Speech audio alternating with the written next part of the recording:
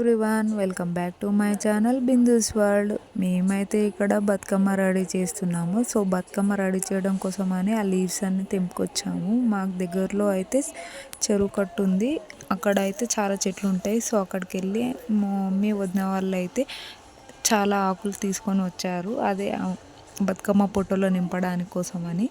ఇక్కడైతే మా mummy Bathukamma preparation start చేసేసింది. స్టార్ట్ చేసే ముందు అందరం అయితే బొట్టు పెట్టుకున్నాము. ఫస్ట్ అయితే మా మమ్మీ ఇక్కడ గుమ్మడి ఆకు అంట ఇది, సో ఆ ఆకునైతే పెడుతుంది ప్లేట్లో.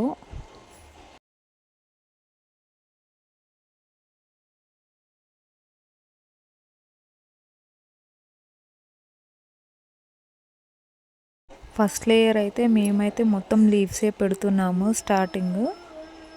మీలో ఎవరికైనా బతుకమ్మ స్టోరీ ఎవరికైనా తెలిసుంటే నాకైతే కామెంట్ చేసి చెప్పేయండి. బతుకమ్మ సెలబ్రేషన్స్ ఎందుకు చేసుకుంటారు?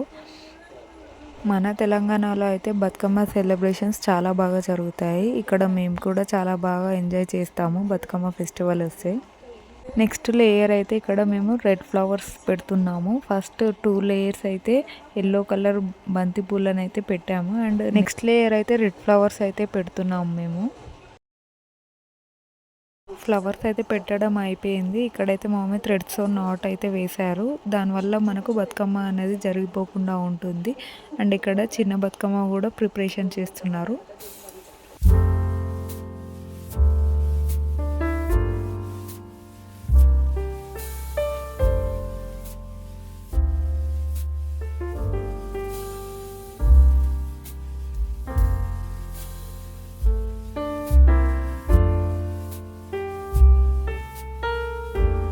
ఫైనల్గా బతుకమ్మ అయితే కంప్లీట్ అయిపోయింది. మా మమ్మీ అయితే ఇక్కడ దీపం కూడా రెడీ చేసింది, బియ్యం పిండి దీపం పెట్టింది. అండ్ ఇక్కడ గౌరమ్మను కూడా రెడీ చేస్తున్నారు.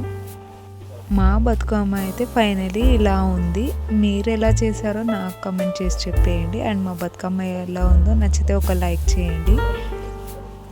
అండ్ బతుకమ్మ చేయడం కంప్లీట్ అయ్యాక నేనైతే ఇక్కడ రెడీ అవుతున్నాను. నేనైతే ఈ హాఫ్ శారీతో స్టిచ్చింగ్ చేసుకున్నాను. ఈ దుపట్టా అయితే నేను మీషో నుంచి తీసుకున్నాను. దుపట్టా లింక్ కావాలి అనుకుంటే లింక్ అని కామెంట్ చేయండి. ఫైనల్గా రెడీ అవ్వడం అయితే అయిపోయింది. ఇక్కడ ఫ్లవర్స్ అయితే పెట్టుకుంటున్నాను.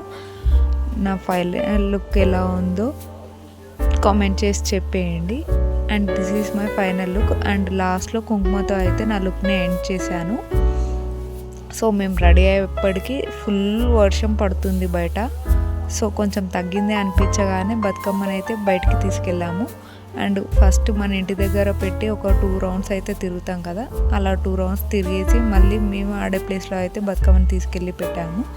అండ్ ఫుల్ వర్షం పడుతున్నా కూడా మా వాళ్ళైతే తగ్గేదలే అనుకుంటూ వర్షంలో కూడా బతుకమ్మ సెలబ్రేషన్స్ చాలా బాగా ఎంజాయ్ చేసాము. నేనైతే ఫుల్గా వర్షాన్ని కూడా లెక్క చేయకుండా చాలా బాగా అయితే సెలబ్రేషన్ చేసుకున్నాము మేము బతుకమ్మ ఫెస్టివల్. మీ ఏరియాలో వర్షం పడిందా? మీరు ఎలా సెలబ్రేషన్ చేసుకున్నారో నాకైతే కామెంట్ చేసి చెప్పేయండి. అండ్ ఈ వీడియో నచ్చితే మాత్రం తప్పకుండా ఒక లైక్ చేయండి.